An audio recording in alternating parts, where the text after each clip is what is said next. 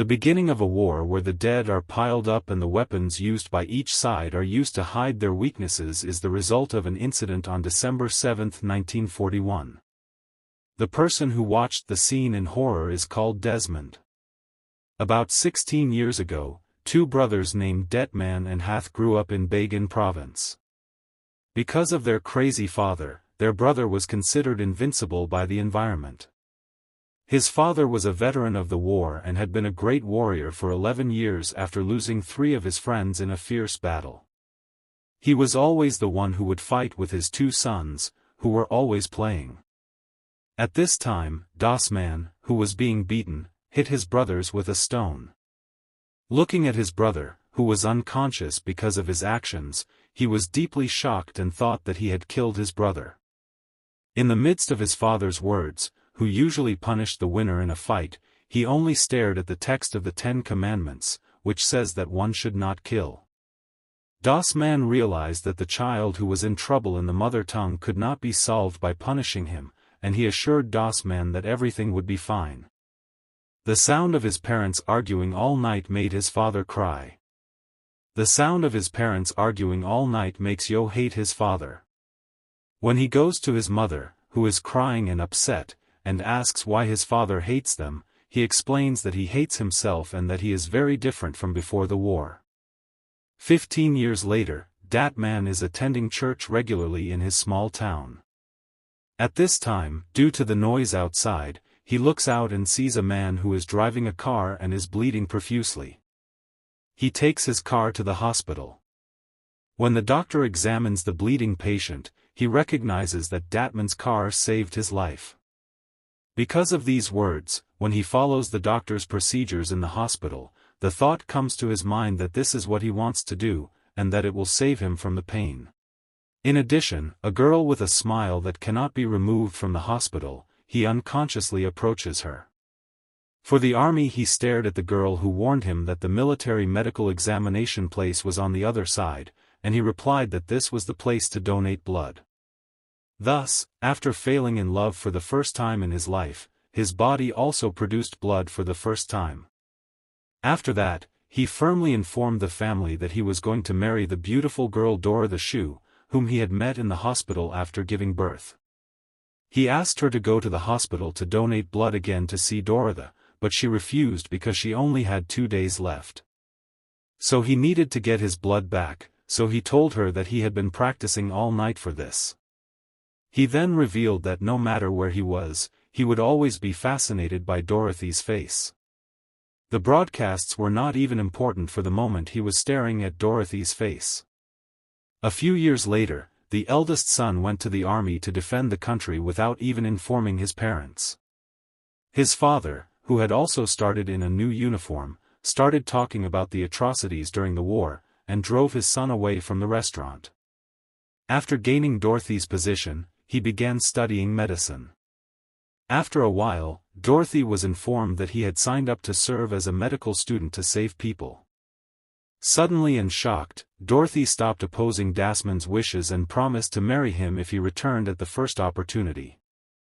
In the trauma of World War I, Toon showed him the graves of his comrades who had fallen in battle in France, saying that he did not want to go to the graves of his sons, but he told him that he had signed up to serve in the army. Others were also working to defend the country, but his son was forbidden to go because it was not a suitable place for a person like Desmond. However, Desmond, who was eager, but the eager Desmond went with the Bible Dorothy had given him to the army. When he arrived at the survey, which was filled with many Americans from all over the country, a man named Grisalgan greeted him warmly and introduced him to Kieszczynski and Smith, who were throwing knives at each other. While they were talking, he ordered them to line up. Because of this, he was thrown with knives and was conscious of his body. The troop that walked in first introduced the Klansman, who was in his eyes, and finally the Klansman that walked in first introduced the Klansman, who was in his eyes, and then he went to the sword-wielding city. He asked if he could fix his disproportionate face, and when he answered that he had a sword in his leg, Smith was considered stupid. So, watching the behavior of Kaczynski and the sergeant who had been offended, he decided to keep the skinny guy from attacking the laughing Dashman. Then he was asked to go outside and teach him how to climb a rope to climb from a height.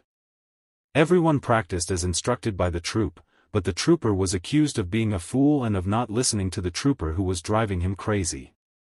During the intense physical training, Dashman Smith won the match until he was beaten. The next step was to train one by one the American rifles, which were mainly designed to crush the enemy. The rifle, which was left on the stage, was left alone, and the public asked the question when they saw the soldier, Desmond, who was standing there. When they explained that they did not want to carry a gun since they had registered to join the army, they went to the official Camby Cabber. He asked if they were deliberately mocking them because they had accepted the invitation and had just joined the army. Desmond said that he was Desmond. Valera said that he had joined the army to defend his country, and that there was no problem in wearing a uniform and saluting the flag, but that it was not right to carry a big gun and kill people. He did not want to carry a gun after joining the army, and he also said that he would not ask the enemy to worship God on the front line because he would not go to church on Saturdays. The impatient man said that the U.S. military would not be complicated and that if he served in his army he would follow his mother. If he did not do this, he would be charged with mental health and the army would permanently discharge him. In addition, he announced in front of everyone that a soldier like Desmond, who refused to serve out of conscience and did not want to carry a gun, would not be able to save other people in battle, and that if more people like him were to appear, it would be a threat to the lives and property of women and children in the country. After that, Smith began to abuse Desmond, who refused to join the army and fight. He also showed a picture of Dora the Explorer from the Bible. He took out a picture of Dora the Explorer from the Bible and tried to make her angry, but she only responded by apologizing. Due to this news, Kataisa called him and asked if Desmond was talking to God. He knew that it might seem strange to others, but he explained that he was just praying to God and not talking back to him. He reported to Kambanglo that he was just a religious person who did not want to carry a gun, so he could not be dismissed under the article. Since this was a problem he had never faced in his life, the officers themselves were in a dilemma, but they arranged for him to leave the camp at his own will. They considered him a traitor and did not give him a break, and they made him run around during the break, so they thought it was all Desmond's fault and gave him a slap. The next day, when the sergeant arrived, he saw Desmond lying on a bed covered in blood and surrounded by a chain of chains. He himself was going to send him out of the camp to save his life and other work. For his own life and other needs, he would send him to leave the camp himself, but Desmond's answer was that he would not leave. When asked to reveal who caused the wounds on his face, he only replied that he had fallen asleep and did not know. When Desmond's turn came, the first leave was given to the Desmond who had passed the basic training. The Kabang said that he could not be allowed to leave because he had not passed the real training. He had already made 3 reservations for permission,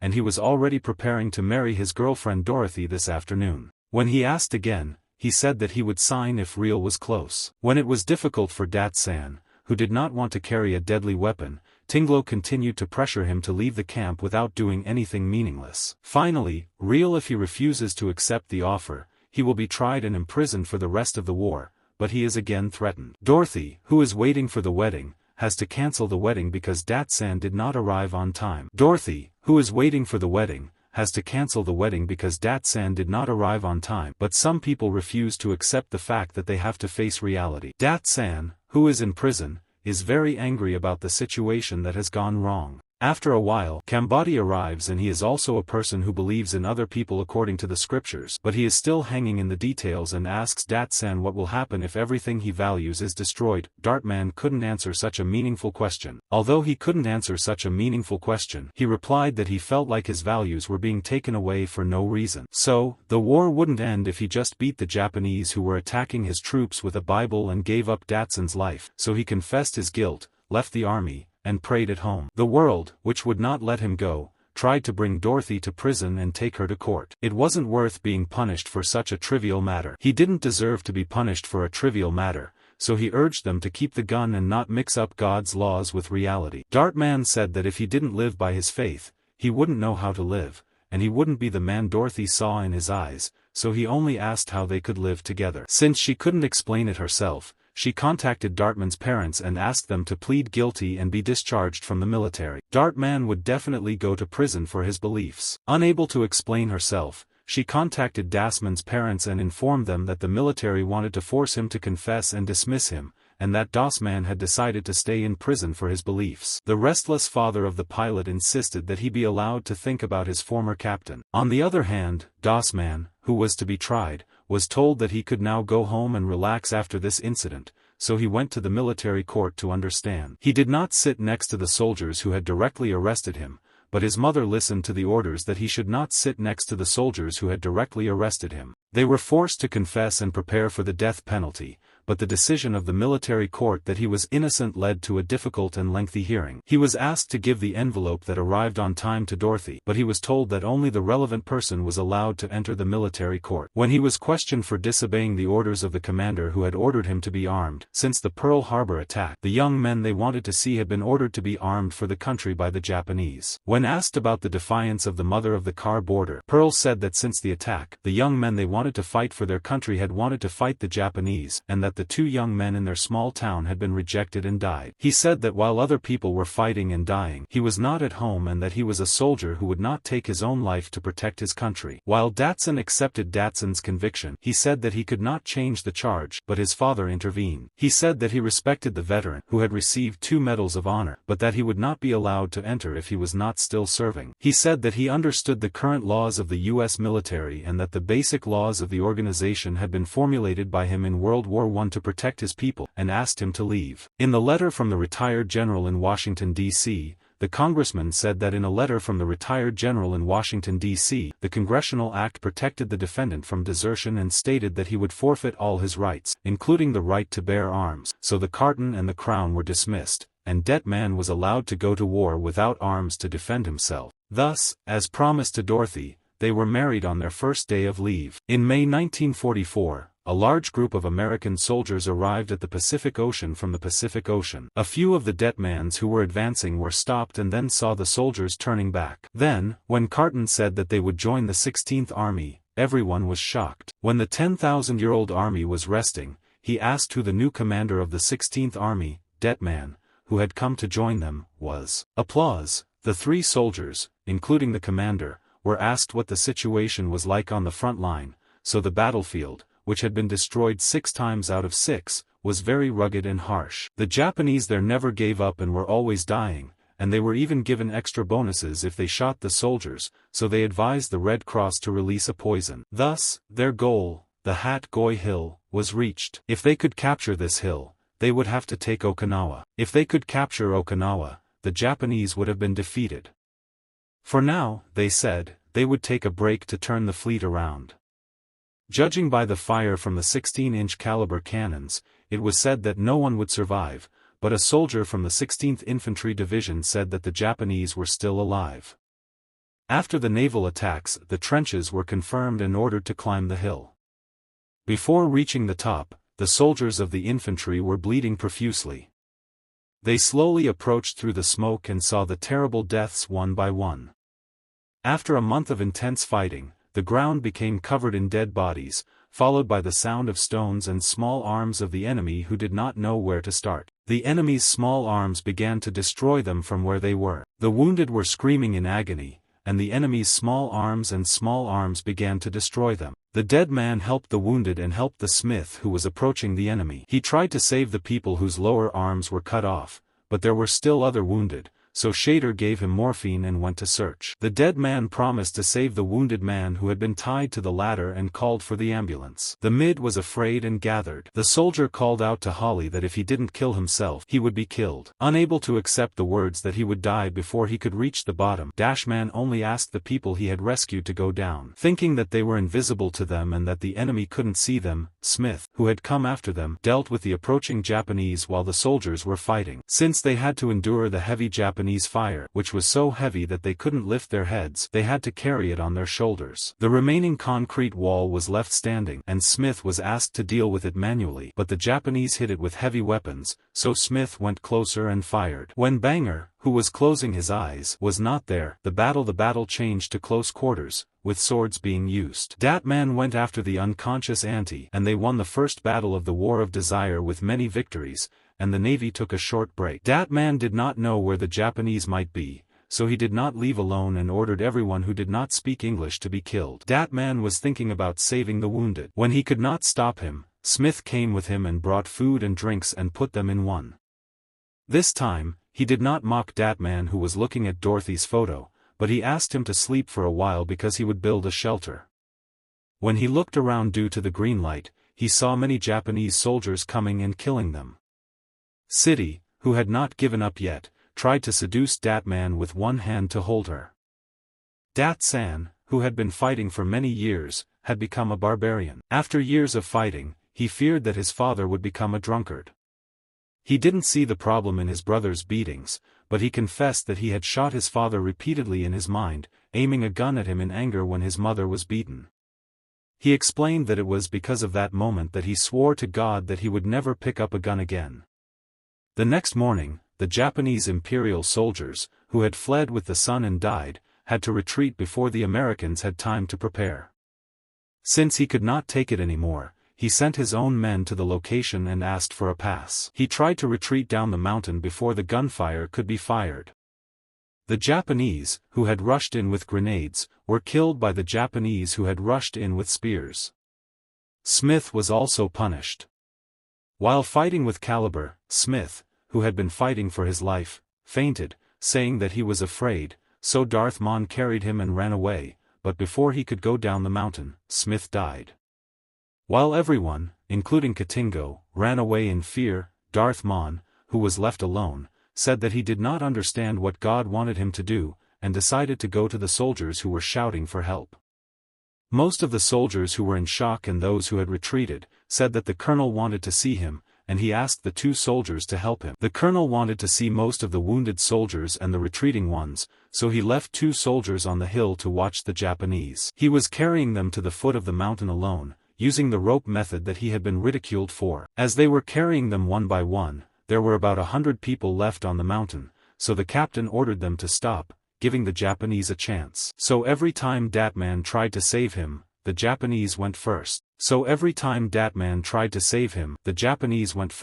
And he himself had a hard time. A soldier approached him and asked him to help him, but he did not make a sound, so he hid under the body. The Japanese soldiers who were clearing the area had stabbed the body on top of Dat-man and left, so he grabbed the soldier he had assigned and ran away. Caden was his beauty. I don't know if the young men are dead or alive, but I need help. I have already lost 3 battalions to Hassau, so it will take a few days to reach the next battalion. The Japanese found the lone rescuer, so he escaped into a nearby cave. Unbeknownst to the enemy, he hid in the cave and treated a wounded Japanese soldier. When night came, he went out and tried to continue the rescue, but a soldier with a gun in his eye shot him with a gun, explaining that it was him. Then the soldier was taken to the mountain. Then, praying over and over again to save each and every one of the soldiers, he tried to save them all day and night until his hands were bleeding. In addition to the Americans, some of the surviving Japanese came to the hospital again, and when the doctor asked, he said that some crazy people on the ground had reported it. Another time, at dawn, he went to the sergeant who was trapped among the Japanese everywhere. First, he took out his holly and gave the sergeant 2 morphine injections. When some of the presumed dead soldiers returned to the base, he sent a message to the commander. When he asked the soldiers who had returned all night, he found out that all of these people had been saved by one Dutchman. When the Dutchman returned to the sergeant who was left, he was confronted by his sniper. The enemy, who did not know where he was waiting, was shooting at everything he moved, so the Dutchman was distracted and the sergeant was able to deal with it. Suddenly, the Dutchman asked for his gun from his hand, and at this moment, the gunfire was heard. Suddenly, the German asked for the gun from his hand, surprised, and asked if it was too late to practice shooting at this time. The man rolled up his gun in a cloth and put the sergeant on top of it and ran away. He asked if the rope, which was as big as a bra, was ready to shoot the Japanese who were following him. The Japanese could not hold the rope because of the heavy gunfire, and the sergeant fell easily, and then jumped down, taking his friend's body with him. The Japanese who were shooting at him from below were shot by the soldiers who were forming a team. After working non-stop for 12 to 14 hours in the enemy camp, the man was bleeding and could not answer questions. When he returned to the camp, he broke the water to strengthen himself and remembered each person he had saved. When asked about the blood transfusion, he said that he had not saved anyone because he did not need a blood transfusion.